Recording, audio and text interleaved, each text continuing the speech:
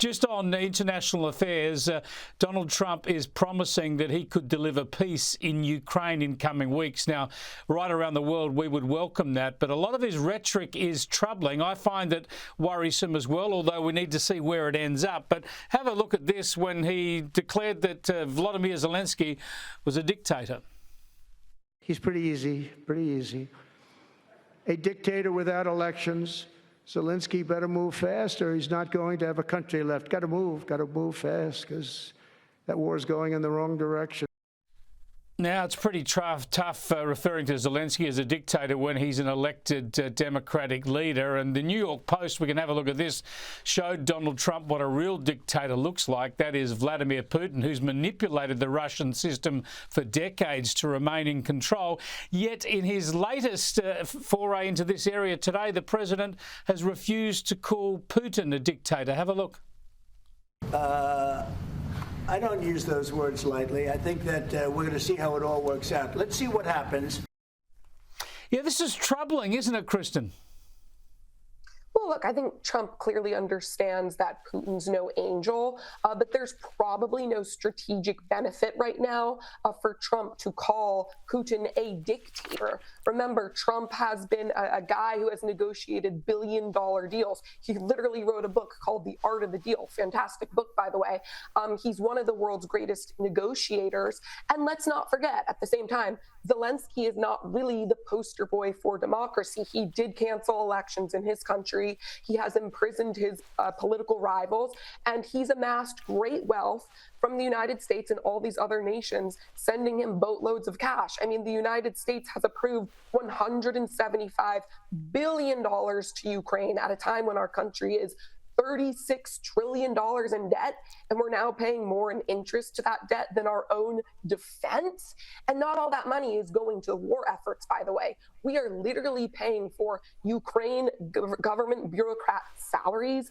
We're paying for teachers' salaries. We are paying for small businesses in Ukraine to keep them afloat. You know, our politicians were fine when our small businesses all shut down during COVID, but hey, you can't let the Ukraine businesses shut down.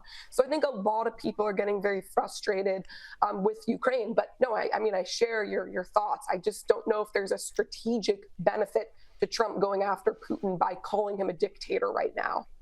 Yeah, I don't think Ukraine gets a blank check, but there are concerns about appeasement of Russia, and a lot of the language has sounded like that. But like you, I have an open mind. I'll wait and see how this plays out, because I think obviously Donald Trump's looking at a deal. He's going to meet with Zelenskyy in Washington within the next few weeks, hopefully. And if he can actually broker a tough peace deal here that looks after Ukraine and keeps Russia at bay, then obviously it'll be a historic victory. We'll wait and see. But understandably, concerns around the world. One issue where Trump and his Doge master Elon Musk are getting unadorned praise from people like me around the world, Kristin, is their efforts to get rid of waste in government, and this email, this idea of sending an email out to bureaucrats and public servants asking them what they've done in the last week. Here's Donald Trump on that. We have people that don't show up to work, and nobody even knows if they work for the government. So by asking the question, tell us what you did this week, what he's doing is saying, are you actually working? And then if you don't answer, like you're sort of semi-fired or you're fired. Kristin, this is just so obvious and so right, but there are so many leftists around the world up in arms about it. Oh, I know. This had to happen. I mean, the government is by far the largest employer in the United States. I wrote an entire book about it called Government Gone Wild. It is nearly impossible until now to fire anyone in the federal government. You can basically be 100% incompetent and not get fired for it.